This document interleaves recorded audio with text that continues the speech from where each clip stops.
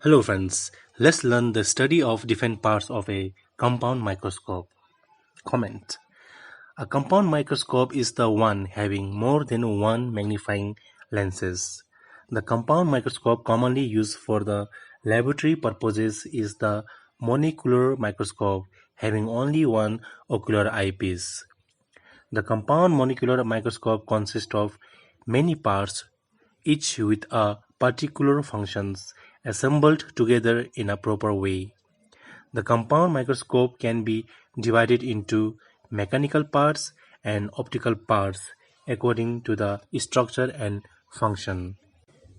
Mechanical parts are base, pillar, arm, body tube, draw tube, nose piece, coarse focus and adjustment knob, fine focus adjustment knob, stage with clip, and the optical parts are eyepiece, iris diaphragm, mirror, and objective lens, as shown in the diagram.